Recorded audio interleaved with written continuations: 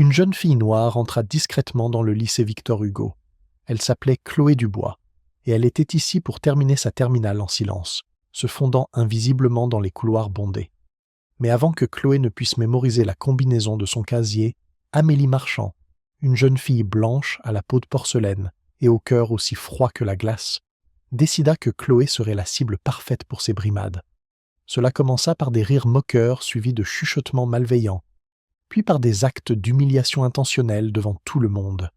Et quand Amélie sourit avec assurance, pensant qu'elle était sur le point de livrer sa performance finale, tout le lycée se rassembla, les téléphones prêts à enregistrer, attendant le moment où Chloé s'effondrerait. Mais il y avait une chose que personne ne savait à propos de Chloé Dubois. Elle n'était pas simplement une nouvelle fille tranquille de Marseille. Il avait, sans le savoir, cherché la confrontation avec une combattante entraînée. Quelqu'un qui avait passé son enfance à perfectionner la discipline et la maîtrise de soi dans le dojo de son père. Et aujourd'hui, Chloé allait leur montrer à tous exactement ce que cela signifiait. Le bus jaune s'arrêta devant le lycée Victor Hugo. Les élèves en sortirent rapidement, faisant du bruit en se déplaçant. Chloé Dubois fut la dernière à descendre, serrant fermement les bretelles de son sac à dos, essayant d'éviter les regards scrutateurs de ceux qui l'entouraient. Chloé connaissait bien ces regards. En tant que jeune fille noire ayant changé d'école plusieurs fois, elle savait que partout où elle allait, sa présence était toujours accueillie par une mer silencieuse de questions non posées. Cette fille de Marseille, aux yeux des autres, était toujours une énigme. Les gens n'étaient pas seulement curieux de son visage inconnu, mais aussi du contraste frappant de la couleur de sa peau dans un lycée où la plupart des élèves étaient blancs. Elle leva les yeux vers le grand bâtiment en briques rouges du lycée Victor Hugo. Les fenêtres grises et ternes, les couloirs étroits remplis de monde, tout cela ressemblait exactement à l'école qu'elle avait fréquentée auparavant. Rien de nouveau, rien de surprenant. Chloé avait connu assez d'écoles, assez de villes pour comprendre une vérité tacite. Bouge en silence, ne laisse aucune trace, n'attire pas l'attention. C'était la seule façon qu'elle connaissait pour se protéger. Chloé resserra sa prise sur les bretelles de son sac à dos, commençant à se fondre dans le flot d'élèves qui se déversaient dans l'école. Elle se déplaçait lentement mais sûrement, essayant de ne frôler personne, d'éviter tout regard qui pourrait croiser le sien. Mais peu importe ses efforts, Chloé captait toujours des regards rapides et curieux, mêlés de doute. Quelques chuchotements passèrent près de ses oreilles, doux et bas, mais clairs dans leur intention. Chloé était parfaitement consciente qu'elle avait été placée sous un examen intense, examinée pièce par pièce dès le premier instant. La jeune fille marchait en silence, son cœur battant d'une tristesse tranquille. Car Chloé savait qu'elle ne pouvait pas arrêter ses regards. Ils existaient comme une partie inévitable de sa vie. Une fille noire déplacée dans un environnement auquel elle n'appartenait pas. La seule chose qu'elle pouvait faire était de rester silencieuse, d'endurer et d'espérer que le silence suffirait à la faire traverser cette dernière année en toute sécurité. Chloé n'avait aucune intention de se faire des amis et ne voulait certainement pas se démarquer. Tout ce qu'elle espérait, c'était une année paisible, son baccalauréat, et quitter cet endroit sans causer de perturbation. Mais alors que Chloé s'enfonçait plus profondément d'un mètre, en les couloirs bondés du lycée Victor Hugo, elle ne se doutait pas que tous ses plans tranquilles étaient sur le point d'être balayés par une confrontation à laquelle elle ne s'était jamais attendue. Une confrontation qui non seulement mettrait à l'épreuve sa force intérieure, mais changerait tout ce qu'elle pensait savoir sur elle-même. Et tout a commencé à ce moment précis, le premier jour où Chloé Dubois a mis les pieds au lycée Victor Hugo, un lieu qui, sans qu'elle le sache, deviendrait le théâtre de la plus grande épreuve de sa jeune vie. La structure sociale du lycée était déjà cimentée et elle arrivait comme un élément étranger, une variable imprévue dans une équation bien rodée. Elle sentait le poids de cette nouveauté, non pas comme une opportunité, mais comme un fardeau. Marseille, avec son bruit, sa diversité chaotique et son anonymat, lui manquait déjà. Ici, à Chartres, le silence semblait plus lourd, les regards plus pénétrants. Chaque couloir était un test, chaque sonnette une interruption dans sa tentative de passer inaperçue. Elle voulait simplement être un nom sur une liste, un visage dans la foule, rien de plus. Son père, Marc, lui avait dit que ce serait un nouveau départ, une chance de laisser le passé derrière elle. Mais le passé n'était pas une valise que l'on pouvait simplement oublier dans une gare. Il voyageait avec vous, dans vos souvenirs, dans la tension de vos épaules, dans la façon dont vous évitiez le contact visuel. Elle sentait ce passé peser sur elle, alors qu'elle cherchait son casier, numéro 237. C'était un simple chiffre, mais pour elle, il représentait le début d'une année de vigilance constante, une année passée à retenir son souffle. Elle n'avait aucune idée à quel point ce souffle serait mis à l'épreuve, alors que Chloé passait devant la rangée de casiers bleu clair, essayant de trouver son numéro au milieu du couloir bondé. Elle sentit l'atmosphère autour d'elle changer. Soudain, le brouhaha s'estompa et les conversations animées se transformèrent en chuchotements étouffés. Les élèves qui se tenaient près de Chloé s'écartèrent tous soudainement, presque instinctivement, comme pour faire place à quelqu'un qui approchait derrière elle. Chloé ne se retourna pas, mais son instinct lui dit que quelqu'un d'important venait d'arriver. Parmi la foule qui se séparait, Amélie Marchand se démarquait, une grande fille blanche aux longs cheveux blonds parfaitement bouclés. La robe à carreaux coûteuse qu'elle portait épousait sa silhouette mince de 18 ans, chaque pas dégageant une confiance si intense qu'elle semblait presque défier le monde qui l'entourait. Amélie n'était pas seulement riche et populaire au lycée Victor Hugo, c'était elle qui façonnait chaque ordre invisible ici, un véritable pouvoir derrière les portes des salles de classe et les couloirs de l'écho. Amélie ne se déplaçait jamais seule. De chaque côté d'elle se trouvaient ses deux meilleures amies fidèles. Brigitte, avec ses cheveux roux flamboyants et ses yeux perçants qui cataloguaient rapidement quiconque pourrait causer des ennuis à Amélie, et Coralie aux cheveux bruns foncés, légèrement plus petite qu'Amélie, la plus bavarde, mais ne parlant que lorsque c'était nécessaire. Une alliée discrète mais incroyablement efficace pour recueillir des informations dans tout le lycée. Mais ce qui rendait le groupe d'Amélie vraiment intouchable au lycée Victor Hugo, ce n'était pas seulement leur argent ou l'apparence frappante des filles. Ce qui comptait le plus, c'était la présence de Zacharie Marchand, le frère aîné d'Amélie, la star de l'équipe de rugby de l'école. Zacharie était grand avec des épaules larges comme une forteresse, portant toujours son célèbre maillot de sport numéro 12. Il avait un sourire facile et naturel, mais son regard dissimulait toujours un air d'arrogance, un regard provocateur qui donnait l'impression que tout le lycée était à sa portée. À côté de Zacharie, comme un satellite prêt à causer des ennuis sur commande, se trouvait Luc Martin. Luc était dégingandé avec des yeux vifs et espiègles, qui recelaient une ruse imprévisible. Personne ne savait exactement à quel point Luc était proche d'Amélie ou de Zacharie, mais tout le monde comprenait que Luc était toujours prêt à semer le trouble juste pour le frisson du chaos. Pour lui, causer des ennuis était un moyen d'affirmer son pouvoir. Avec son groupe puissant, Amélie marchait dans le couloir comme une reine entrant dans sa cour. Chaque œil, chaque murmure était dirigé vers eux, un mélange d'admiration et de peur. Les nouveaux élèves, ou ceux qui n'étaient pas au courant, apprenaient rapidement que s'ils voulaient survivre au lycée Victor Hugo, ils devaient connaître leur place dans le monde qui Amélie Marchand avait établi. Chloé jeta un bref regard à Amélie, juste assez pour croiser le regard froid et arrogant qu'Amélie lui lança, un regard qui était à la fois évaluateur et silencieusement menaçant. Chloé comprit instantanément la signification de ce regard. Elle était la nouvelle, et Amélie marquait sa place. Cette fille noire n'était pas autorisée à franchir la ligne invisible qui avait déjà été tracée.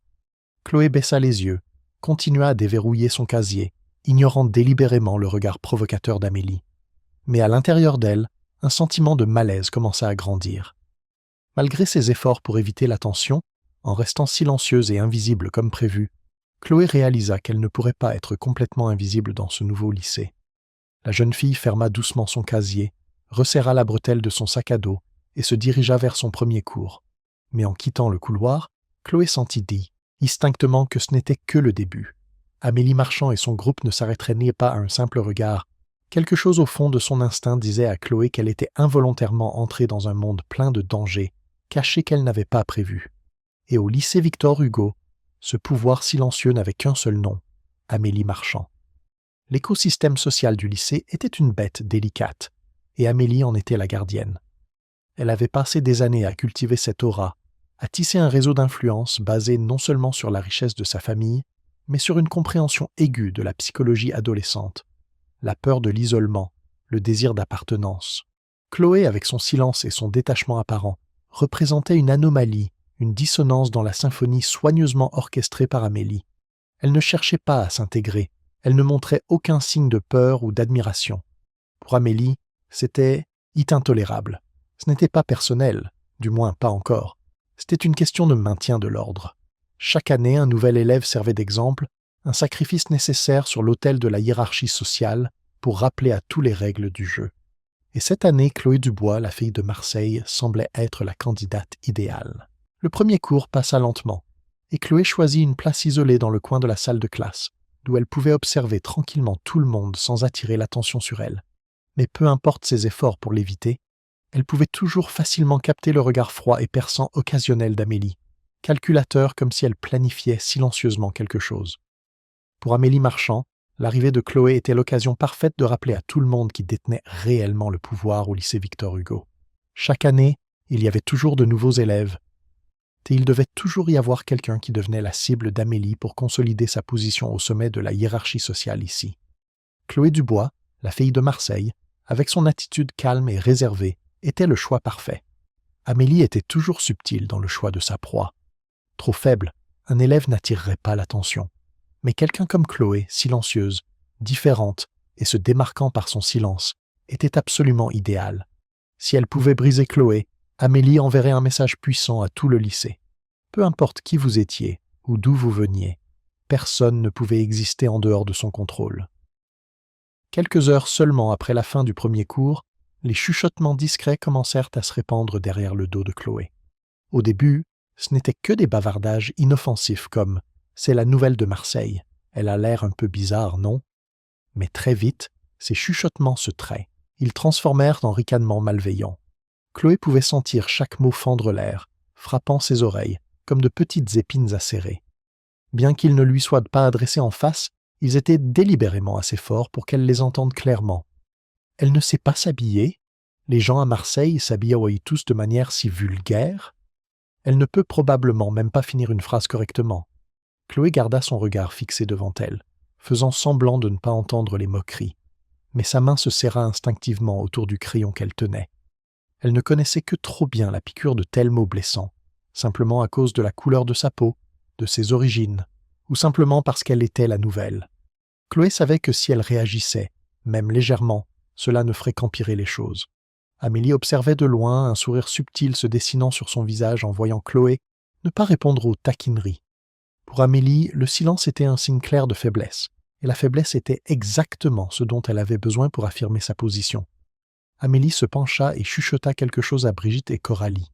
Les deux filles éclatèrent immédiatement de rire bruyamment, dirigeant délibérément leur voix vers Chloé, s'assurant que les autres élèves autour le remarqueraient encore plus. Au milieu du bruit chaotique, Chloé resta immobile. Elle se força à respirer lentement, à garder son rythme cardiaque stable, essayant de repousser le malaise qui grandissait dans sa poitrine. Chloé savait que le silence était la seule option qu'elle avait à ce moment-là, mais ce qu'elle n'avait pas réalisé, c'est que son silence, plutôt que d'apaiser la situation, devenait sans le savoir une provocation pour Amélie. Amélie méprisait l'indifférence car pour elle, le refus de Chloé de réagir était comme un défi silencieux. La fierté et l'ego d'Amélie ne permettraient là pas à une nouvelle élève de venir au lycée et de l'ignorer si facilement. Amélie plissa les yeux en direction de Chloé, un sentiment de curiosité mêlé à une frustration croissante s'agitant en elle. Une partie d'Amélie se trouvait plus intriguée par ce jeu que jamais auparavant, car maintenant, Chloé Dubois n'était plus seulement une cible facile. Elle était un défi, une énigme qu'Amélie devait résoudre. Chloé se leva tranquillement quand la sonnerie annonçant la pause retentit, sortant rapidement de la salle de classe. Elle paraissait toujours calme, mais dans son esprit, une pensée résonnait vivement. Le lycée Victor Hugo n'allait pas lui faciliter l'année paisible qu'elle avait espérée. Amélie Marchand l'avait officiellement prise pour cible, et Chloé savait pertinemment que ce jeu ne se terminerait pas avec son silence. Le silence de Chloé était une armure, mais c'était aussi une toile V, vierge sur laquelle Amélie et les autres pouvaient se projeter leurs propres insécurités et préjugés. Chaque mot non dit de Chloé devenait un affront, chaque regard baissait une admission de culpabilité à leurs yeux. Elle comprenait ce mécanisme pervers, elle l'avait déjà vécu. Mais la compréhension n'atténuait pas la douleur, c'était une érosion lente et constante de son esprit. Chaque ricanement était un petit coup de ciseau, chaque regard dédaigneux, un grain de sable frottant contre sa peau. Elle sentait la pression monter, une cocotte minute intérieure dont elle devait constamment surveiller la valve. Il semblait que plus Chloé restait silencieuse, plus Amélie devenait impatiente. Elle n'avait pas l'habitude d'être ignorée, et elle ne pouvait certainement pas accepter l'existence de quelqu'un qui pouvait négligemment ignorer le pouvoir qu'elle avait travaillé si dur à établir au lycée Victor Hugo. Chloé, avec son silence suspect, avait involontairement déclenché un profond instinct primaire chez Amélie, l'instinct d'un prédateur, désireux d'affirmer sa domination en abattant complètement sa proie. L'heure du déjeuner était toujours un moment spécial au lycée Victor Hugo. Ce n'était pas seulement le moment où les élèves se rassemblaient pour manger, mais aussi celui où les structures de pouvoir invisibles de l'école étaient le plus clairement établies. Qui s'asseyait avec qui parlait à qui était isolé et qui était recherché. Tout était subtilement mais indubitablement affiché dans cet environnement. Amélie, en tant que chef de cette chaîne alimentaire tacite, s'asseyait toujours à la table centrale où tous les regards pouvaient facilement l'observer. Elle et ses amis maintenaient une attitude détendue et hautaine, traitant tout ce qui les entourait comme une petite performance pour leur divertissement. Et aujourd'hui, Chloé était la star involontaire de cette performance. En entrant dans la cantine, Chloé remarqua immédiatement quelques regards étranges dirigés vers elle. Ce n'était pas seulement de la curiosité, mais un regard d'attente, comme s'ils attendaient que quelque chose d'intéressant se produise. Chloé se dirigea lentement vers la table la plus éloignée, le coin isolé où personne ne voulait s'asseoir car il était si loin du centre, et était souvent considéré comme un endroit pour ceux qui n'étaient pas les bienvenus. Mais pour Chloé, c'était le choix le plus sûr pour éviter une attention inutile. Mais aujourd'hui n'était pas un jour normal. Amélie avait déjà mis en place un plan pour forcer Chloé à briser son silence inconfortable. Amélie n'aimait pas attendre, et elle n'aimait certainement pas les gens comme Chloé, ceux qui ne reconnaissaient pas immédiatement le pouvoir absolu qu'elle détenait sur cette école. Alors Amélie décida aujourd'hui de donner une petite leçon à Chloé. Une leçon suffisante pour que tout le lycée se souvienne que personne n'était autorisé à la sous-estimer. Amélie inclina subtilement la tête vers Brigitte et Coralie, leur faisant un signe discret. Brigitte se leva immédiatement et, avec Coralie, elles se dirigèrent vers la table éloignée où Chloé était assise. Amélie sourit froidement, tenant un grand verre de jus de fruits à la main. Elle se leva lentement et suivit ses deux amis. Sa démarche était assurée, chaque pas dégageant un message clair de pouvoir et de défi. Chloé garda la tête baissée, mangeant en silence, mais l'instinct lui dit que quelque chose approchait de très près. Elle pouvait entendre les pas se rapprocher, et quand elle leva les yeux, son regard croisa celui, vif et provocateur, d'Amélie. Un silence étrange se répandit dans la cantine. Les élèves assis aux autres tables se tournèrent immédiatement pour regarder, leur silence si épais que Chloé pouvait entendre le battement rapide de son propre cœur. Chloé savait exactement ce qui allait se passer, mais elle décida qu'elle ne donnerait pas à Amélie ce qu'elle voulait, une réaction de colère ou de peur. Amélie s'arrêta juste devant la table de Chloé, ses lèvres se retroussant en un sourire léger mais malveillant. Elle se pencha en avant, parlant doucement, mais assez clairement pour que toute la salle l'entende. « Tiens, tu as l'air un peu seul, non? Pourquoi t'asseoir tout au fond, dans le coin ?» Un petit rire éclata de la part de Brigitte et Coralie, rejoints par les gloussements hésitants de la foule environnante. Chloé resta silencieuse, fixant Amélie d'un regard d'un calme déconcertant. Amélie n'attendit pas de réponse, riant de nouveau légèrement, avant de faire semblant de renverser accidentellement le grand verre de jus qu'elle tenait. Le liquide rouge foncé se répandit rapidement, se déversant sur le plateau de Chloé, tachant sa nourriture, un dégoulinant sur la table.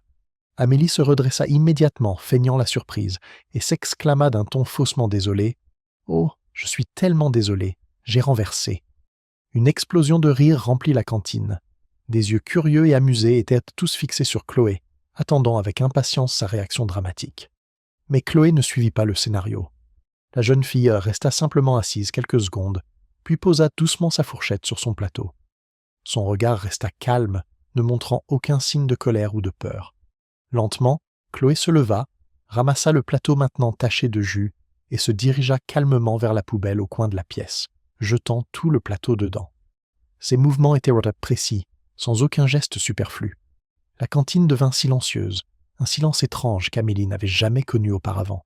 Plus de rire, personne n'osait se moquer. L'étrange sang-froid de Chloé laissa tout le monde mal à l'aise, confus et curieux. Alors que Chloé retournait à sa place pour prendre son sac à dos, elle jeta un autre regard à Amélie. Le regard était froid, mais pas en colère. Au lieu de cela, il était d'un calme étrange, à tel point qu'il en devenait terrifiant. C'était un calme glacial qu'Amélie n'avait jamais rencontré auparavant. Amélie sentit soudain que quelque chose avait changé dans le jeu qu'elle avait créé. Pour la première fois, un sentiment de malaise l'envahit clairement. Elle ne comprenait pas d'où venait cette réaction, Mais elle savait une chose avec certitude. Chloé n'était pas la mauviette qu'elle avait supposée, et cette prise de conscience la rendait profondément mal à l'aise. Alors que Chloé quittait la cantine, une atmosphère étrange enveloppa tout. Personne n'osait parler, mais tout le monde savait. Le jeu d'Amélie Marchand venait peut-être de commencer, mais Chloé Dubois était officiellement devenue une adversaire bien plus imprévisible que toutes celles qu'Amélie avait affrontées auparavant. Cet après-midi-là, après que Chloé eut quitté la cantine, Amélie retourna à sa place habituelle au centre de la salle.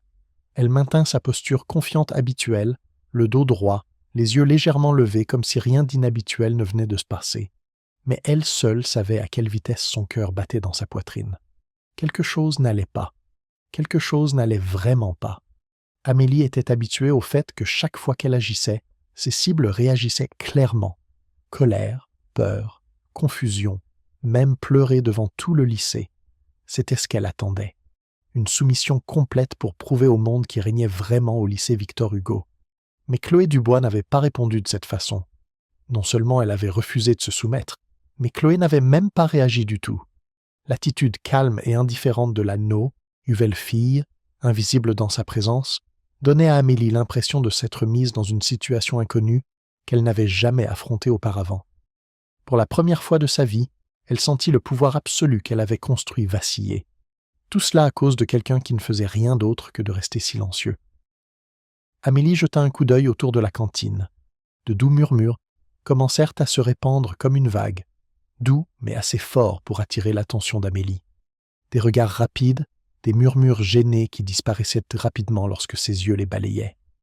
Pour la première fois, Amélie sentit que les regards curieux et sceptiques de la foule n'étaient pas dirigés vers Chloé, mais plutôt concentrés sur elle. La puissante fille du lycée Victor Hugo commença à se sentir mal à l'aise. Amélie serra inconsciemment son verre d'eau, ses yeux froids se tournant vers Brigitte et Coralie, deux amies, qui étaient toujours fidèlement à ses côtés. Coralie évita immédiatement son regard, faisant semblant d'être occupée avec son téléphone. Brigitte lui adressa un sourire faible et gêné, comme si elle aussi se sentait mal à l'aise face à l'étrange réaction de Chloé. L'atmosphère familière avait changé, et Amélie pouvait le sentir. Les visages qui riaient et discutaient autour d'elle semblaient maintenant prudents, maintenant une distance étrange, comme s'ils essayaient de comprendre ce qui se passait réellement. Amélie détestait ça, la curiosité, le scepticisme. C'étaient des choses auxquelles elle n'était jamais habituée. Amélie se leva brusquement, attrapa son sac et sortit de la cantine. Brigitte et Coralie se levèrent immédiatement et la suivirent, mais Amélie ne s'arrêta pas pour les attendre. Elle marcha rapidement dans le couloir de l'école, son regard froid fixé sur la rangée familière de casiers.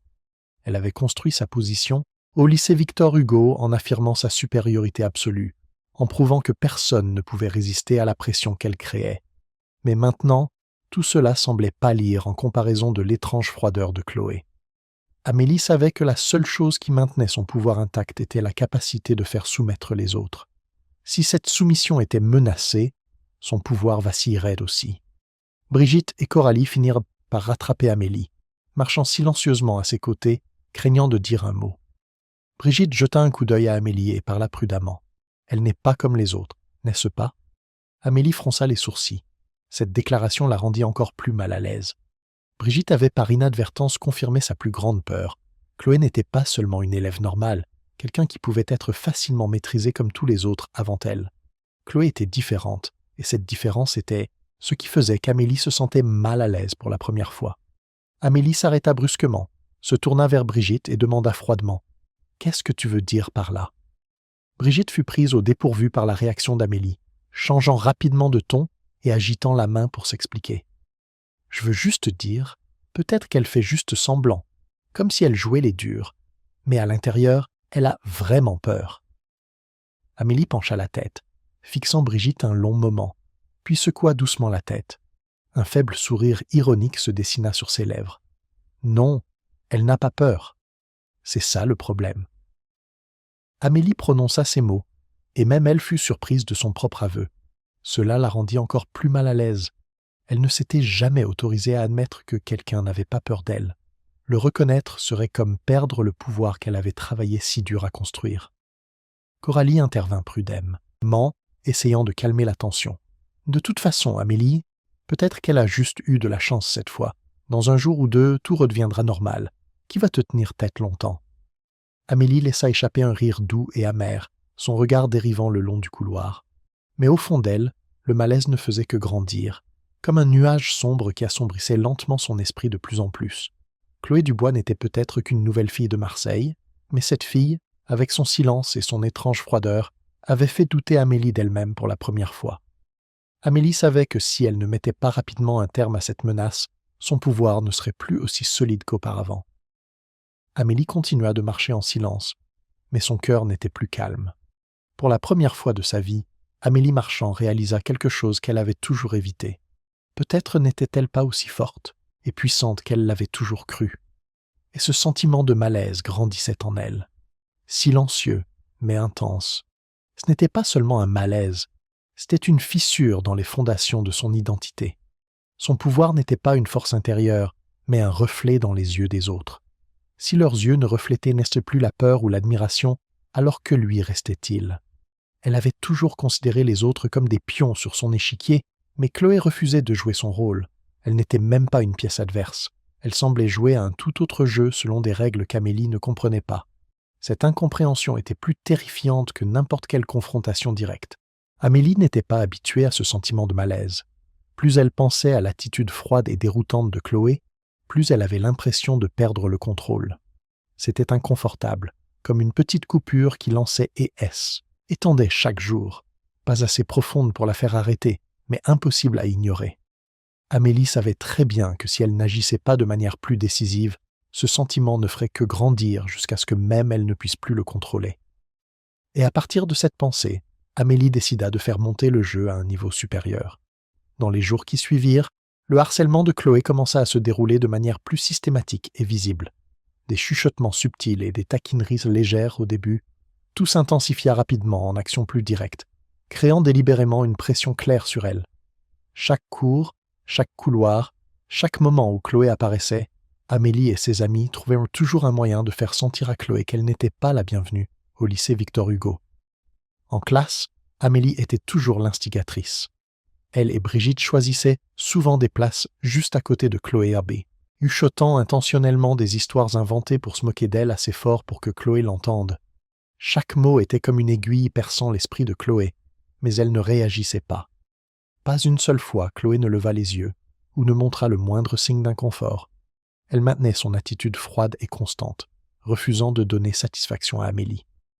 Cette attitude fit à nouveau grandir le sentiment d'insécurité d'Amélie. Alors, elle décida d'aller encore plus loin. Le cours de PS était toujours le moment où Amélie pouvait le plus facilement démontrer son pouvoir, car la figure la plus en vue pendant ce cours était Zacharie Marchand, son frère, le capitaine de l'équipe de rugby, admiré par tout le lycée. Avec l'aide de Zacharie, quiconque Amélie voulait humilier ne pouvait échapper à son regard. Et cette fois, Chloé ne ferait pas exception. Zacharie était grand, fort, avec un regard confiant qui le faisait ressembler à un athlète professionnel. Il était toujours amical avec tout le monde, mais tout le monde savait que Zacharie ne refuserait jamais aucune demande d'Amélie, aussi cruelle soit-elle. Pour Zacharie, la loyauté envers sa sœur passait toujours en premier. Au cours de PS d'aujourd'hui, alors que les élèves se rassemblaient sur le terrain, Zacharie jeta un regard subtil à Luc Martin, un fauteur de troubles et ami proche qui était toujours impatient de participer au harcèlement, avec un plaisir particulier.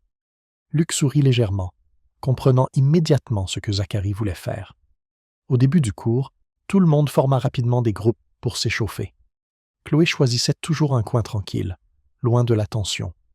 Mais cette fois, Zacharie et Luc firent exprès de se diriger vers elle, se tenant nonchalamment juste à côté d'elle dans la file. Amélie observait de loin, un sourire froid vacillant sur son visage en voyant Chloé se tendre très légèrement, mais Chloé resta calme, les yeux droits devant, essayant de ne pas reconnaître les deux garçons si proches. Cela fit froncer les sourcils à Zacharie, surpris par le calme inhabituel de cette fille. Cependant, il ne s'arrêta pas. Lorsque le professeur de PS demanda aux élèves de commencer leur course d'échauffement autour du terrain, Zacharie saisit immédiatement l'occasion de se rapprocher de Chloé. Il courut devant, puis ralentit brusquement, forçant Chloé à l'esquiver. Son pied dévia de sa trajectoire, mais elle retrouva rapidement son équilibre, maintenant son rythme. Zacharie sourit d'un air agaçant, puis répéta l'action plusieurs fois, obstruant délibérément le passage de Chloé, la forçant à ajuster constamment sa foulée et sa direction. Luc, stimulé par les actions de Zacharie, se joignit rapidement à la farce cruelle.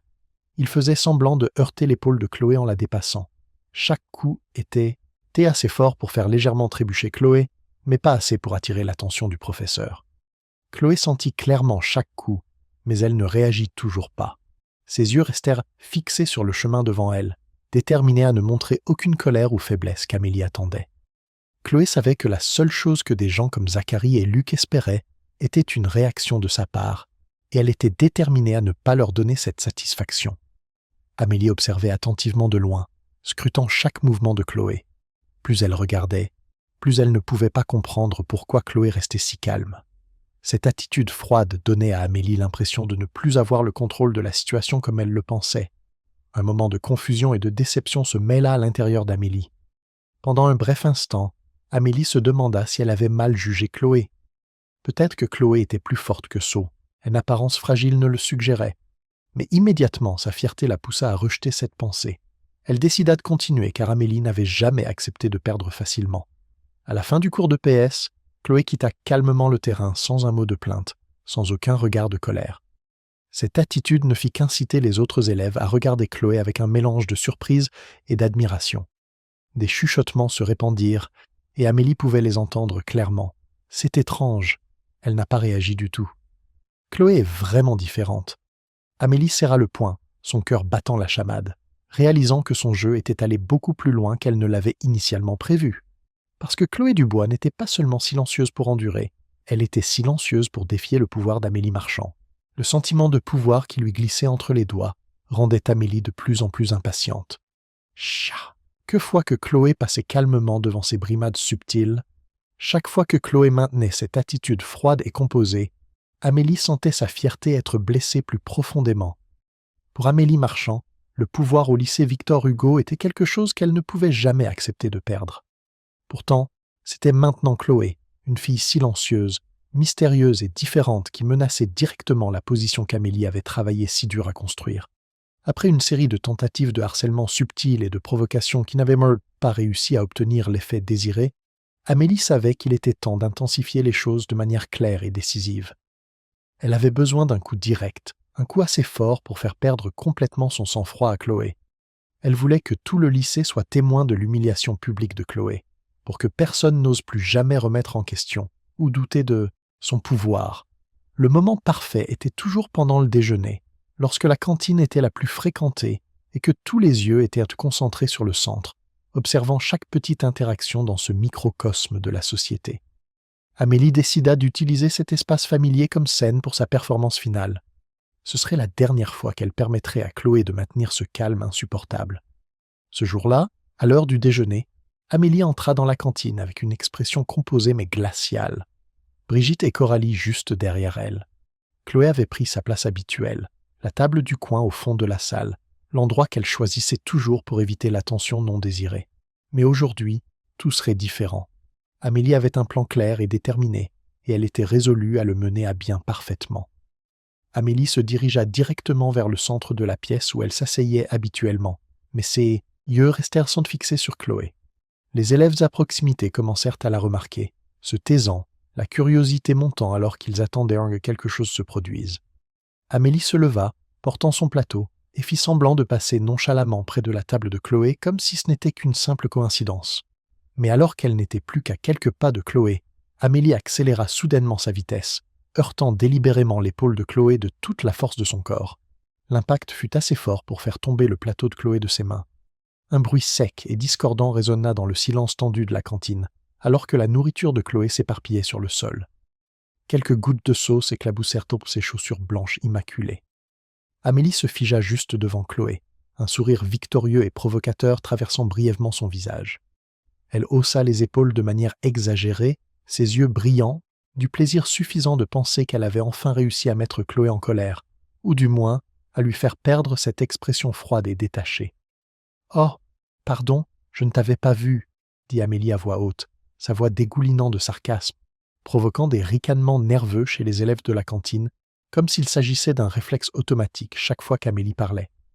Mais tout aussi rapidement, la cantine tomba dans un silence de mort. Tous les yeux se tournèrent vers Chloé, attendant avec impatience sa réaction. Tout le monde était sûr que cette fois, peu importe la force de Chloé, elle ne pourrait plus le supporter. Mais ce dont ils furent témoins ensuite était complètement à l'opposé. Chloé ne montra aucune colère. Elle n'était pas troublée, ne paniqua pas, ne se précipita pas pour ramasser la nourriture éparpillée sur le sol. Au lieu de cela, elle se tint droite dans une posture naturelle et forte, ses yeux fixes, elle dans ceux d'Amélie, calmes, transparents, comme si elle avait vu clair dans tout le plan d'Amélie depuis le tout début. Chloé ne dit pas un mot, mais le sourire doux et mystérieux qui apparut sur ses lèvres avait plus de pouvoir que n'importe quel mot.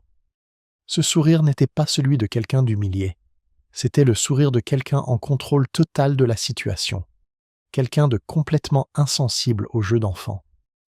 Amélie fixa Chloé, un frisson lui parcourant l'échine. Pour la première fois de sa vie, Amélie sentit véritablement une étrange peur se propager lentement dans son esprit. Le regard et le sourire de Chloé donnaient à Amélie l'impression de regarder quelque chose de trop profond, de trop mystérieux, quelque chose qu'elle ne pouvait pas comprendre. La main d'Amélie trembla involontairement. Elle ne pouvait pas détourner le regard du visage de Chloé. Son expression calme et tranquille était maintenant devenue un dé, fit public au pouvoir qu'Amélie avait toujours cru que personne ne pouvait contester. Un grand doute commença à naître en Amélie, la rendant plus mal à l'aise que jamais. Elle commença à se demander qui était vraiment Chloé. Était-elle vraiment sans peur? Ou Chloé était-elle simplement différente de toutes les personnes qu'Amélie avait harcelées auparavant? Ce sentiment de perte de contrôle rendait Amélie de plus en plus effrayée. Pendant ce temps, Chloé restait debout au même endroit, ses yeux ne quittant jamais ceux d'Amélie. Son sourire toujours léger, mais rempli de froideur et de défi. Amélie dut finalement détourner le regard. Elle retourna rapidement à sa table, essayant de cacher sa main tremblante. Les chuchotements commencèrent à s'élever dans la cantine, plus fort cette fois. « Mon Dieu, tu as vu ça? Chloé n'a pas peur du tout. »« Amélie, elle tremble, non ?» Amélie serra les dents, luttant pour réprimer la peur qui devenait de plus en plus claire en elle. Elle réalisa que le jeu qu'elle avait commencé avait complètement échappé à son contrôle. Et pour la première fois, Amélie Marchand se demanda si elle pouvait réellement gagner contre quelqu'un comme Chloé, une personne qui ne pouvait pas être soumise par la force écrasante dont Amélie s'était toujours enorgueillie. Le sourire calme que Chloé utilisa pour répondre à Amélie dans la cantine ne dura pas longtemps. Dès qu'elle franchit les portes du lycée, loin des regards curieux et des chuchotements dans son dos, Chloé sentit son cœur se serrer, emportant avec lui le bref moment de confiance qu'elle avait essayé de projeter plus tôt. Sous cette façade froide, une tempête se levait doucement à l'intérieur de la jeune fille. Chloé ne voulait plus jamais affronter de situations comme celle-ci. En retournant à la petite maison au bout de la rue tranquille où elle vivait avec son père, Chloé entra lentement, thème dans le salon, et s'effondra sur le vieux canapé familier. Elle leva une main pour couvrir son visage, fermant les yeux, essayant de repousser le lourd sentiment qui pesait sur sa poitrine. Des souvenirs douloureux de son passé, qu'elle avait toujours essayé d'éviter, refirent soudainement surface, chaque détail vif, comme si c'était arrivé hier. Chloé se souvint de la dernière fois qu'elle avait perdu le contrôle. C'était il y a 2 ans, dans son ancien lycée à Marseille. Une fille nommée Erika l'avait provoquée pendant des mois, essayant délibérément de mettre Chloé en colère jusqu'à ce qu'elle ne puisse plus contrôler ses émotions.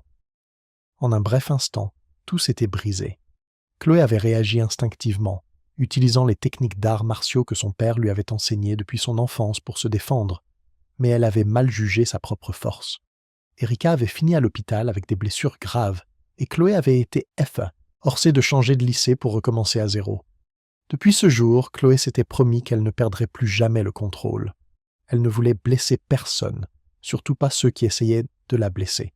Mais maintenant, face aux blagues cruelles d'Amélie et à ses provocations de plus en plus agressives, Chloé sentait que cette promesse était sérieusement mise à l'épreuve. Elle savait que si elle continuait à se taire et à endurer, il pourrait arriver un moment où elle ne pourrait plus se contrôler. Cette pensée la terrifiait. Perdue dans ses pensées, Chloé entendit des pas familiers s'approcher de la porte. Son père, Marc Dubois, venait de rentrer de son dojo. Marc était un ancien combattant professionnel, autrefois une étoile montante sur le ring avant qu'une blessure ne le force à prendre une retraite anticipée. Dès son plus jeune âge, Chloé avait été entraînée par son père, non seulement pour se défendre, mais aussi pour développer sa force intérieure et son contrôle émotionnel. Marc avait toujours enseigné à sa fille que les arts martiaux n'étaient pas seulement une question de combat. Il s'agissait de faire face aux défis avec calme et maîtrise de soi. Marc remarqua immédiatement le malaise sur le visage de Chloé en entrant dans la pièce. Il posa son sac sur le sol, s'approcha pour s'asseoir à côté d'elle et parla d'une voix chaude et inquiète. « Qu'est-ce qui s'est passé au lycée, ma chérie ?» Chloé ouvrit les yeux, hésita un instant, puis hocha légèrement la tête. Elle prit une profonde inspiration et commença à raconter tout ce qui s'était passé au lycée Victor Hugo. Depuis son premier jour, l'attention d'Amélie Marchand, le harcèlement subtil, les provocations croissantes et surtout l'incident à la cantine. Marc écouta attentivement chaque détail, son visage devenant plus sérieux à chaque mot. Quand elle eut fini, Chloé baissa la tête, sa voix à peine un murmure comme si elle essayait de cacher la faiblesse en elle. « Je ne sais pas combien de temps je pourrai rester calme. J'ai peur que si ça continue, je perde le contrôle à nouveau, comme la dernière fois. » Marc posa sa main sur son épaule, son regard plein d'amour, mais aussi incroyablement sérieux. « Chloé, je comprends ta peur. Je sais que tu ne veux blesser personne, mais parfois, tu ne peux pas contrôler ce que les autres te font. La seule chose que tu peux contrôler, c'est la façon dont tu choisis d'y faire face. » Chloé regarda son père, ses yeux remplis d'impuissance et de doute. « Mais si je réagis, je vais blesser quelqu'un. Je ne veux pas que ça se reproduise, papa. » Marc secoua doucement la tête, sa voix ferme mais calme. « Tu te méprends, Chloé. Tu ne commences pas le combat, mais tu dois être celle qui y met fin. Utiliser les arts martiaux ne signifie pas nécessairement blesser quelqu'un. Il s'agit d'arrêter et mal qu'ils veulent te causer. Parfois, si tu restes silencieuse et que tu continues à endurer, les autres penseront qu'ils peuvent continuer à te faire du mal sans conséquence. » Il marqua une pause un instant, puis continua d'un ton doux mais fort. « Je t'ai appris les arts martiaux pour que tu puisses tôt comprendre la valeur de la force et de la maîtrise de soi. Je sais que tu es capable de te contrôler, et je crois que tu ne laisseras pas le passé se répéter. Mais je veux aussi que tu comprennes que tu n'as pas à endurer passivement l'injustice pour toujours.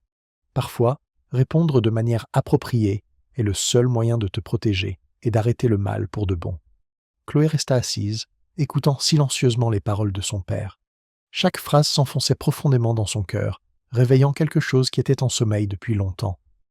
Elle réalisa que son père avait raison. Rester silencieuse pour toujours n'était pas la solution. Si elle voulait vraiment la paix, elle devrait se lever et mettre fin elle-même à la situation actuelle. Marc attira doucement sa fille dans ses bras. Sa voix, un tendre murmure à son oreille, mais ferme. « J'ai toujours cru en toi, Chloé. Souviens-toi, ta plus grande force ne réside pas dans tes poings, mais dans le choix du moment où te lever pour te protéger. » Chloé ferma légèrement les yeux, un sentiment de soulagement montant lentement en elle.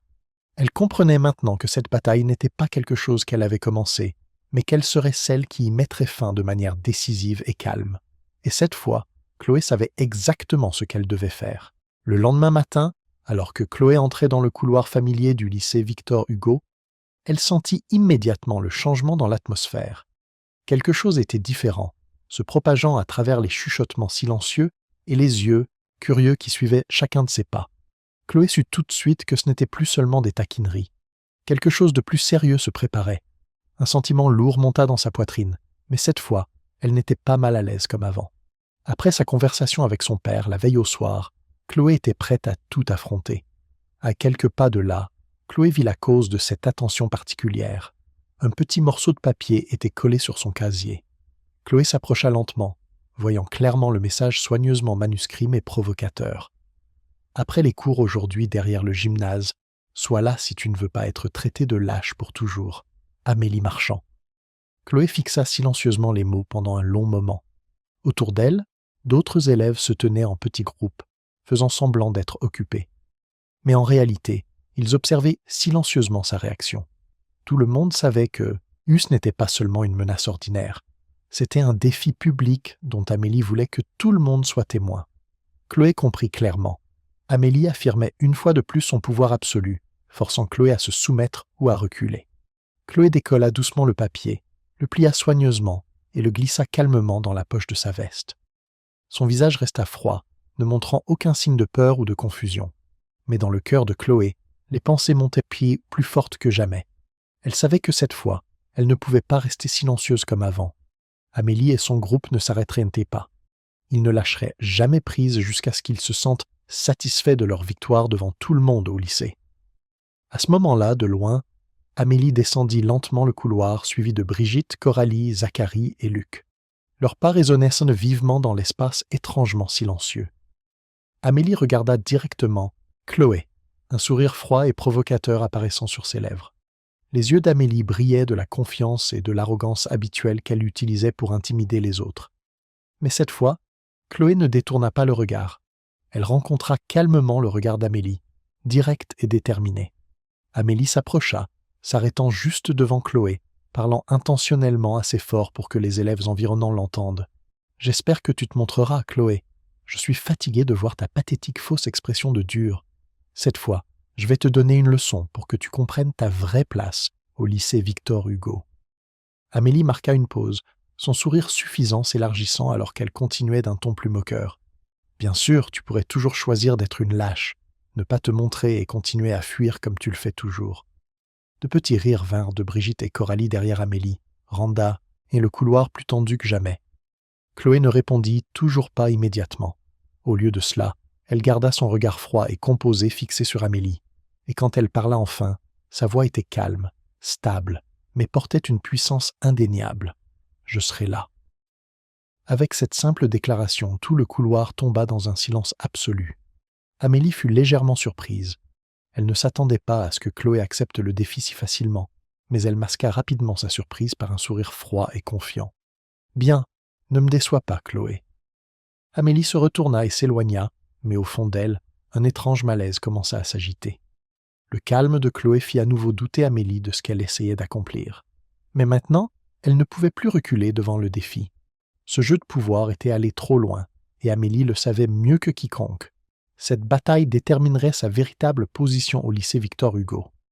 Halle. Or qu'Amélie et son groupe s'éloignaient, d'autres élèves se dispersèrent rapidement, chuchotant sur ce qui venait de se passer. Chloé resta seule dans le couloir, prenant une profonde inspiration. Elle savait que cette décision la rapprocherait plus que jamais des limites qu'elle s'était fixées. Mais Chloé n'avait pas d'autre choix. Elle était fatiguée de se cacher, fatiguée de laisser les autres penser qu'ils pouvaient la blesser sans en subir les conséquences. Chloé se souvint des paroles de son père la nuit dernière. « Tu n'as pas commencé ce combat, mais tu dois être celle qui y met fin. » Maintenant, elle comprenait que ces mots n'étaient pas seulement un conseil. C'était une responsabilité qu'elle devait assumer elle-même. Chloé ne voulait pas se battre, mais elle ne pouvait pas se laisser abattre à nouveau. Le cœur de Chloé commença à se calmer. Elle descendit lentement le long couloir, déterminée et forte. Un nouveau sentiment, de confiance commença à s'éveiller en elle, comme si Chloé avait enfin retrouvé la force qu'elle avait perdue à cause de ses propres peurs. Cet après-midi, après les cours, derrière le gymnase, Chloé se lèverait et ferait face au plus grand défi qu'elle ait rencontré depuis son arrivée au lycée Victor Hugo. Elle ne savait pas comment cette bataille se terminerait, mais une chose était sûre pour Chloé, elle ne fuirait plus jamais. Elle sentait le poids de la décision, mais ce n'était pas un poids écrasant, c'était le poids de la responsabilité, un poids qui, paradoxalement, la rendait plus légère. La peur qui l'avait paralysée pendant des années se transformait en une énergie focalisée. Ce n'était plus une question de survie, mais d'affirmation. Elle n'allait pas se battre pour prouver quelque chose à Amélie ou au reste du lycée. Elle allait se battre pour honorer la promesse qu'elle s'était faite, pour prouver à elle-même qu'elle n'était plus la victime de son passé. Elle était la gardienne de sa propre paix. Ce soir-là, le ciel au-dessus de Chartres était d'un gris terne, comme si même le temps pouvait sentir le poids de la confrontation imminente. Chloé sortit de son dernier cours de la journée avec une détermination tranquille et brûlante dans sa poitrine. Elle marcha dans le couloir de l'école, entendant l'écho de chacun de ses pas sur le sol carrelé.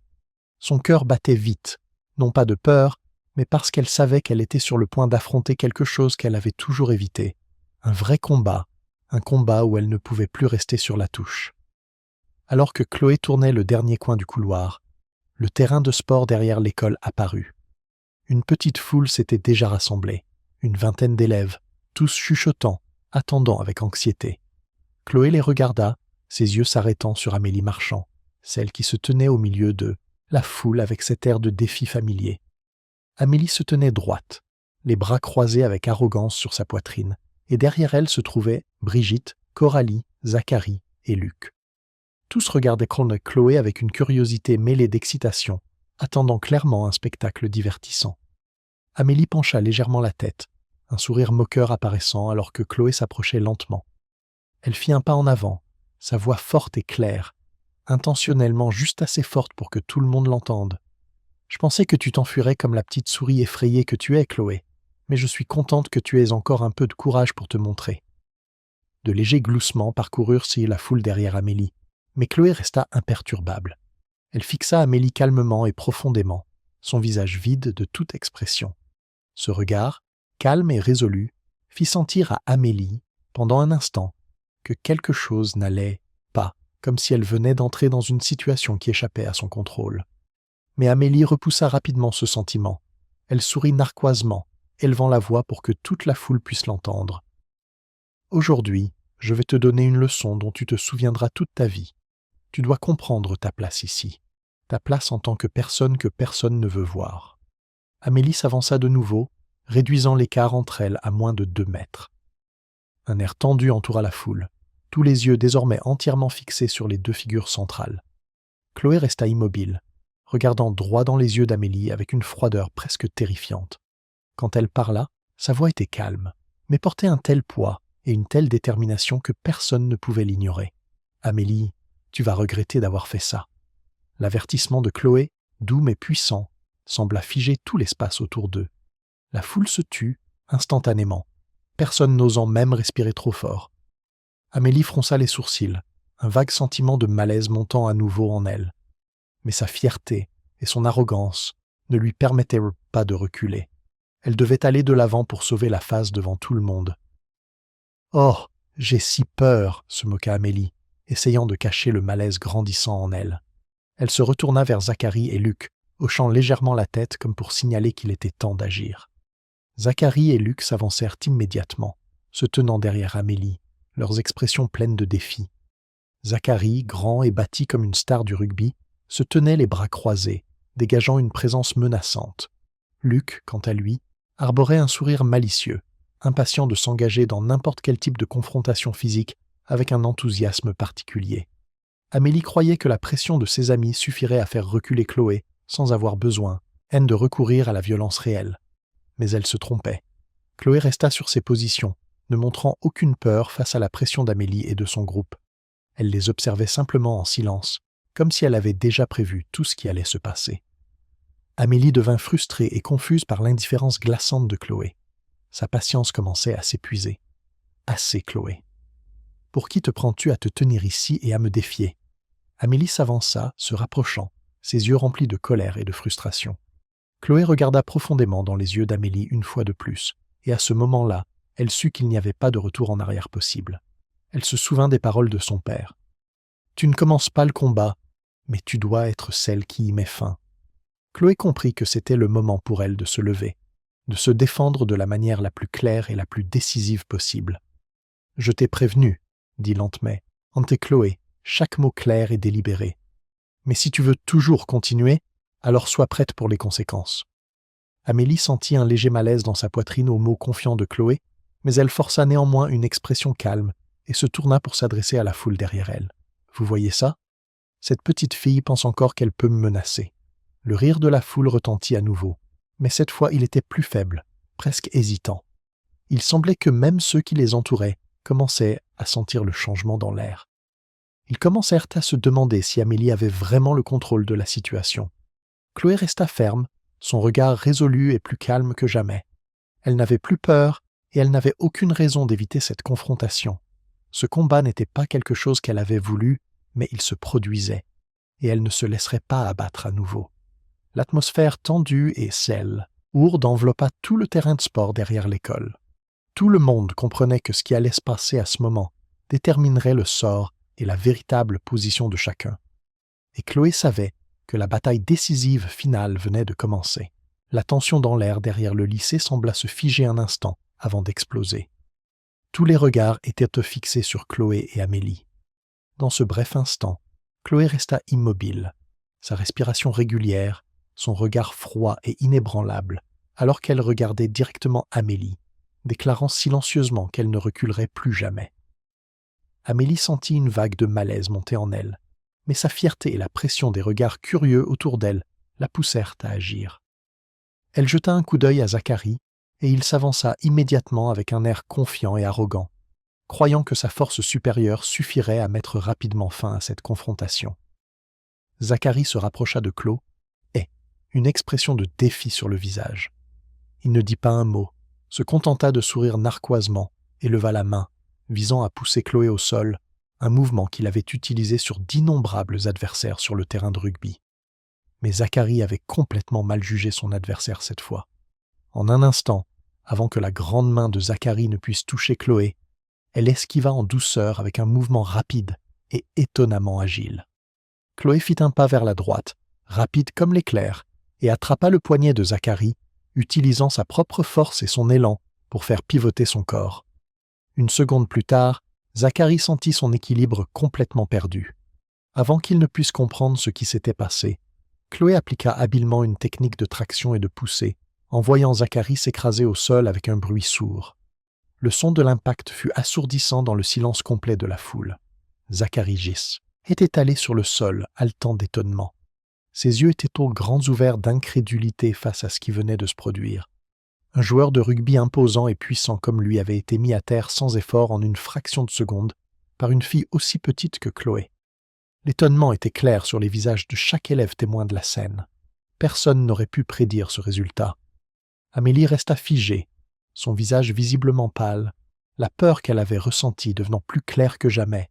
Mais avant qu'Amélie ne puisse reprendre ses esprits, Luc, toujours connu pour son amour des ennuis, se précipita en avant avec une expression de colère, déterminé à restaurer l'honneur de son ami. Luc ne dit rien. Il chargea directement Chloé, serrant le poing. Mais Chloé, avec la technique et le calme qu'elle avait perfectionné depuis son enfance, ne fut pas déconcertée. Elle s'écarta en douceur juste à temps pour que Luc passantera, ombe à côté d'elle. Ses mouvements étaient aussi gracieux que ceux d'une danseuse, mais précis dans les moindres détails. Elle saisit immédiatement le poignet de Luc, fit pivoter son corps et lui bloqua le bras derrière le dos avec un mouvement incroyable. Luc hurla de douleur alors que son bras était tordu dans une position très inconfortable. Il se débattit, mais plus il bougeait, plus la douleur devenait intense. Chloé maintint son bras, ne causant pas plus de douleur, mais assez pour que Luc comprenne que la résistance était futile. Quelques secondes plus tard, Luc n'eut d'autre choix que de s'agenouiller, son visage déformé par la douleur et l'embarras. À ce moment-là, toute la foule resta immobile, les yeux écarquillés de choc et d'étonnement, incapables de croire ce qui se passait sous leurs yeux. Chloé relâcha lentement le bras de Luc, recula calmement d'un pas, son regard toujours froid et inébranlable, alors qu'elle regardait Am, Ellie, comme pour affirmer qu'elle n'était pas quelqu'un qui pouvait être facilement vaincu. Pour la première fois de sa vie, Amélie sentit une véritable peur s'insinuer dans son esprit. Elle n'avait jamais imaginé que son pouvoir puisse être contesté aussi sévèrement. Zacharie et Luc, deux de ses amis les plus proches et les plus forts sur lesquels elle avait toujours compté, étaient maintenant allongés sur le sol, blessés et humiliés par la fille qu'ils avaient autrefois méprisée. La confiance habituelle d'Amélie s'évanouit rapidement, remplacée par la confusion et l'anxiété qui grandissaient à chaque seconde qui passait. Brigitte et Coralie se tenaient derrière Amélie, trop effrayées pour s'avancer. Elles échangèrent des regards nerveux et paniqués. La foule autour d'eux commença à murmurer, et cette fois, ils ne parlaient plus de Chloé comme d'une victime, mais comme de quelqu'un qui avait choqué et impressionné tout le monde. Chloé resta debout, prenant une profonde inspiration pour se calmer.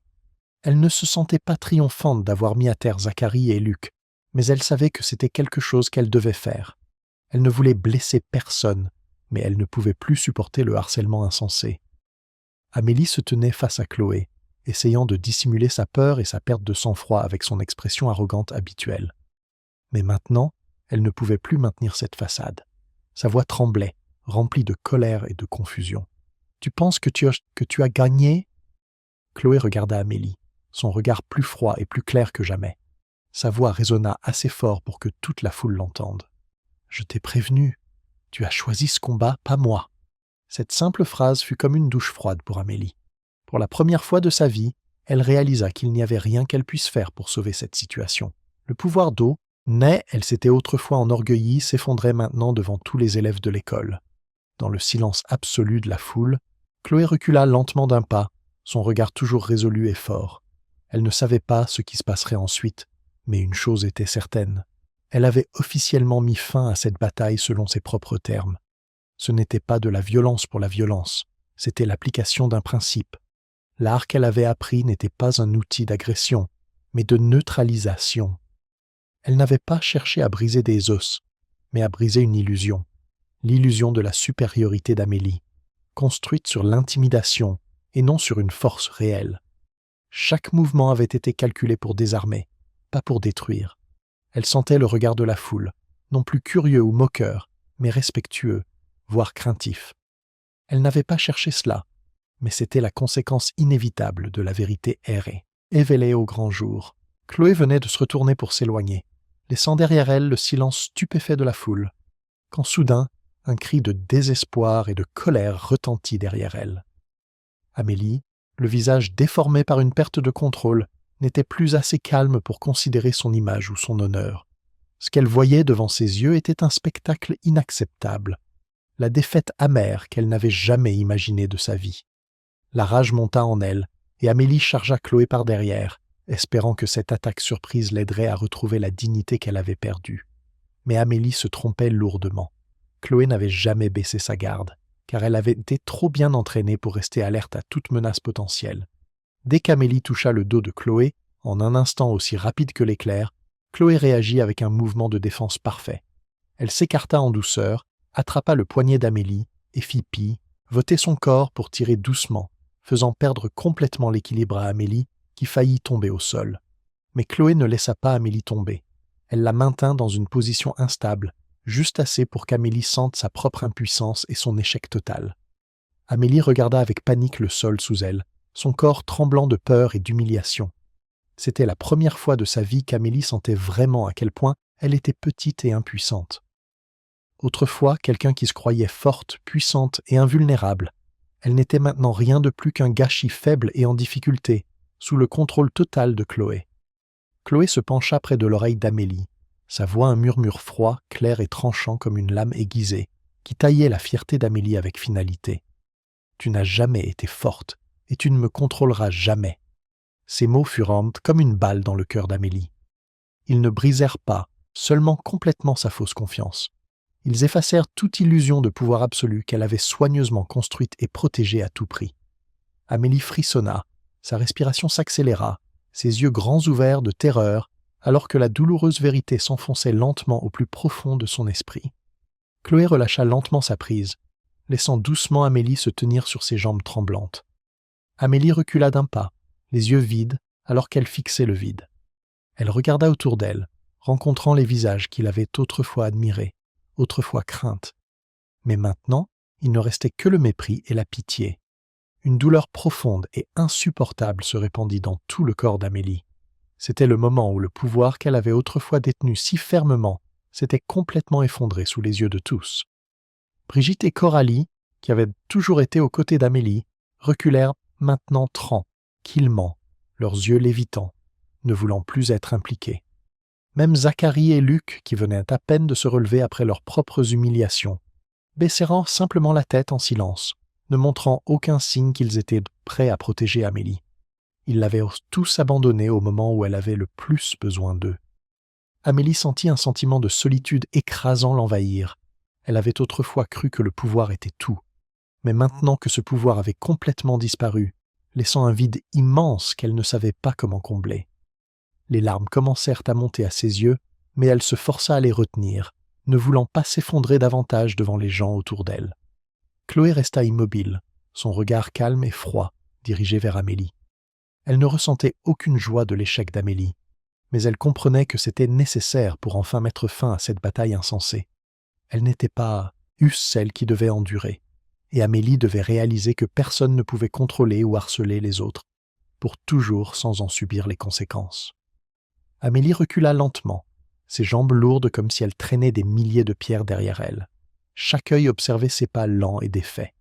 Elle se détourna et s'enfuit rapidement, quittant le terrain de l'école dans la plus profonde humiliation qu'elle ait jamais ressentie.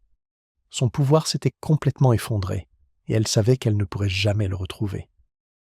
Lorsque la silhouette d'Amélie disparut de la vue, la foule commença à murmurer, un bourdonnement de conversation s'élevant comme des vagues.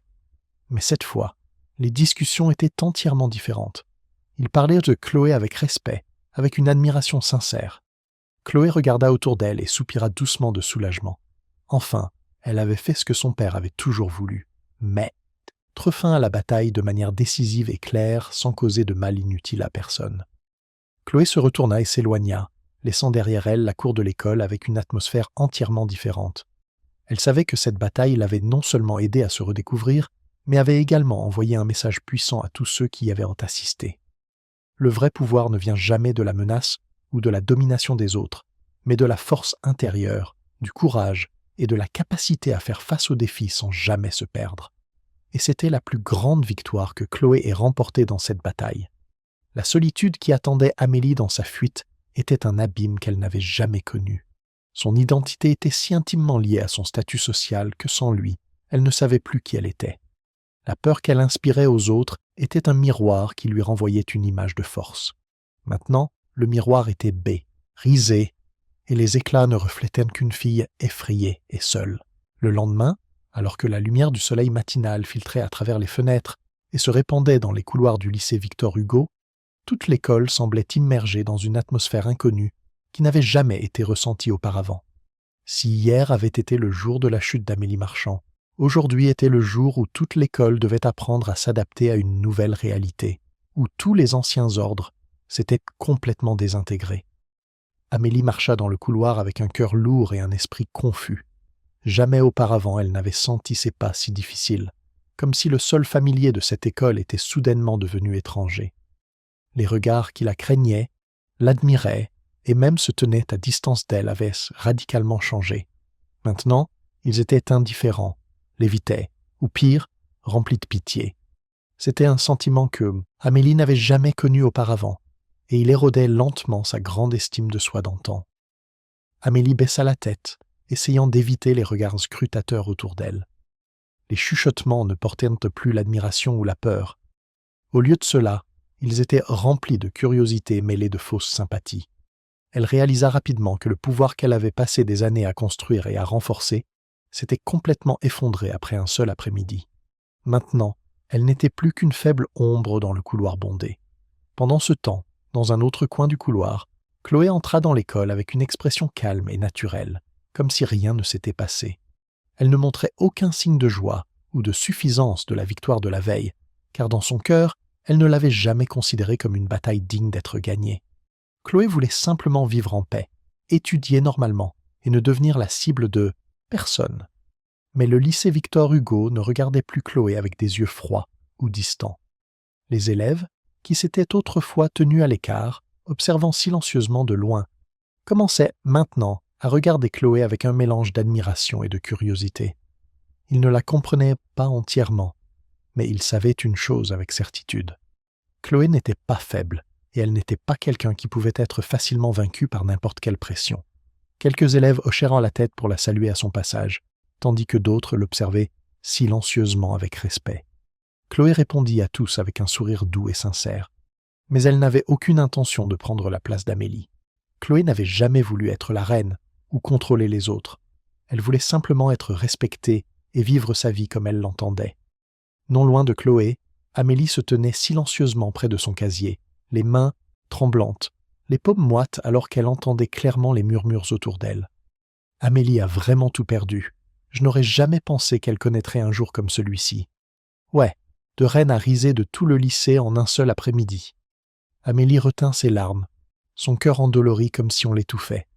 Elle réalisa que le pouvoir qu'elle avait autrefois cru infini était en fait fragile et pouvait disparaître si facilement. Brigitte et Coralie, ses alliés les plus proches, passèrent maintenant silencieusement devant elle sans dire un mot. Même Zacharie, qui avait toujours été prêt à protéger sa sœur, se tenait maintenant à distance, la regardant avec déception et impuissance. En même temps, Luc, qui avait toujours aimé semer le trouble, restait maintenant tranquillement à l'écart d'elle, comme si Amélie était quelque chose auquel il ne voulait plus être associé. Amélie réalisa la douloureuse vérité que le pouvoir sur lequel elle s'était appuyée était entièrement basé sur la peur et une fausse admiration. Une fois que cela avait disparu, il ne lui restait que la solitude et la honte. Plus la chute d'Amélie devenait évidente, plus Chloé se sentait mal à l'aise. Elle n'avait jamais voulu qu'Amélie souffre de la douleur et de l'isolement qu'elle avait elle-même enduré. Même si Amélie avait été celle qui l'avait blessée, Chloé comprenait trop bien ce que c'était que d'avoir le monde entier vous tourner le dos. Mais Chloé savait que ce n'était pas sa faute. Amélie avait choisi sa propre façon de vivre, la façon dont elle traitait les autres, et ce résultat n'était que la conséquence inévitable. Chloé ne pouvait pas changer cette réalité, mais elle ne voulait pas non plus se retrouver à nouveau prise dans la lutte de pouvoir. Elle n'était pas la successeur d'Amélie, et elle ne voulait certainement pas créer une nouvelle hiérarchie de pouvoir. Chloé descendit doucement le couloir, gardant son regard droit devant, évitant tout œil curieux. Mais qu'elle le veuille ou non, elle était déjà devenue un nouveau symbole au lycée Victor Hugo, un symbole de courage, de la capacité à rester ferme face à l'injustice sans se perdre. Chaque pas que Chloé faisait résonnait dans le couloir de l'école comme une affirmation claire. Le vrai pouvoir ne vient pas du contrôle des autres, mais de la force intérieure et de la capacité à maintenir ses propres principes. Tandis qu'Amélie essayait de s'accrocher au reste brisé de son passé glorieux, Chloé continuait calmement sur le chemin auquel elle avait toujours cru. Aujourd'hui, marquait un changement irréversible au lycée Victor Hugo, l'effondrement du faux pouvoir et la montée des véritables valeurs que Chloé représentait. Personne ne savait ce que l'avenir réserverait, mais une chose était claire, le lycée Victor Hugo ne serait plus jamais là. Et même, l'atmosphère au lycée Victor Hugo revint progressivement à la normale après les récents événements, mais tout le monde savait une chose avec certitude. Ce qui s'était passé ces derniers jours avait laissé une marque indélébile dans l'esprit de chaque élève ici. Dans ce nouvel ordre, Amélie Marchand n'était plus la reine au pouvoir absolu, tandis que Chloé Dubois, qui n'avait jamais aspiré au pouvoir, était involontairement devenue un symbole de vrai courage et de force. À la cantine pendant le déjeuner ce jour-là, tout le monde chuchotait encore sur les changements soudains au lycée Victor Hugo. Chloé était assise, seule, à une table dans le coin de la pièce comme d'habitude, pas du tout préoccupée par les regards curieux dirigés vers elle. Pendant ce temps, Amélie était assise non loin de là, mais personne ne s'asseyait avec elle. Ces tables environnantes étaient complètement vides. Elle était assise en silence, les yeux vides, lorsqu'elle fixait le plateau de nourriture devant elle, essayant de cacher le sentiment de honte écrasant qui la consumait. Chloé observa la situation d'Amélie de loin, ne ressentant aucun sentiment de triomphe. Au lieu de cela, elle ressentit une profonde empathie, car elle comprenait ce que c'était que d'être seule et isolée. Après un moment d'hésitation, Chloé se leva doucement, prit son plateau de nourriture et se dirigea lentement vers la table où Amélie était assise. Toute la cantine se tut en un instant. Tous les yeux étaient fixés sur les deux filles, attendant avec anxiété ce qui allait se passer. Amélie leva lentement les yeux, ses yeux grands ouverts de surprise, en voyant Chloé debout devant elle. Elle ne put dire un mot, sa gorge nouée par le choc et la peur. Chloé regarda directement dans les yeux d'Amélie, son propre regard n'étant plus rempli de colère ou de haine, mais d'une force calme et claire jamais vue auparavant. « Tout est fini maintenant, » dit Chloé doucement mais clairement, chaque mot assez fort pour que tout le monde l'entende. « Je n'ai pas l'intention de continuer ce combat inutile. J'espère que tu ressens la même chose. » Les mots simples mais puissants de Chloé résonnèrent d'un instant dans la cantine silencieuse. Amélie se figea, son corps semblant s'être transformé en pierre, et l'humiliation et la défaite l'engloutirent une fois de plus. Mais au fond d'elle, Amélie réalisa que Chloé ne voulait pas l'humilier davantage. C'était simplement une déclaration claire et décisive qu'il était temps de passer à autre chose. Chloé ne dit pas un autre mot. Elle se retourna et s'éloigna, laissant Amélie derrière elle avec les regards concentrés de toute l'école.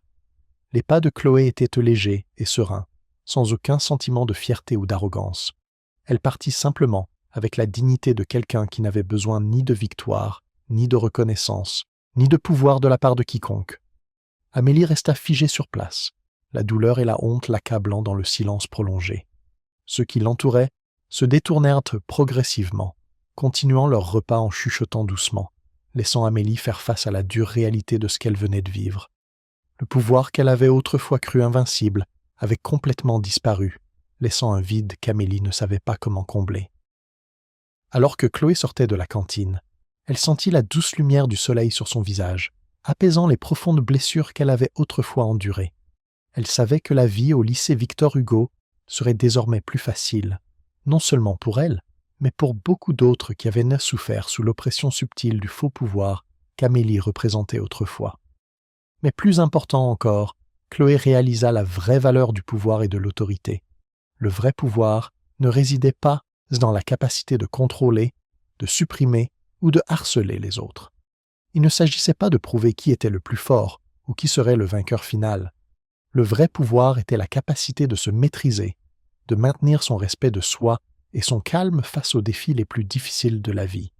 Quand Chloé s'éloigna, personne ne douta ou ne bavarda plus sur son silence et sa froideur. Tous les élèves du lycée Victor Hugo comprenaient maintenant que Chloé n'avait jamais cherché le pouvoir à la manière d'Amélie. Chloé voulait simplement vivre une vie où la dignité humaine était respectée, où personne n'avait à subir de préjudice de la part des autres pour un pouvoir illusoire. Ce message profond se répandit dans toute l'école, s'infiltrant lentement dans le cœur de chaque élève.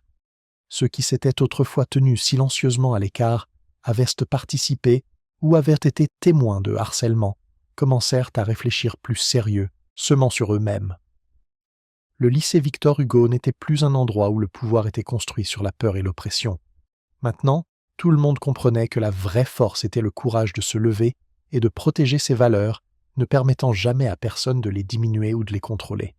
L'histoire de Chloé et Amélie devint une leçon précieuse que personne au lycée Victor Hugo n'oublierait jamais.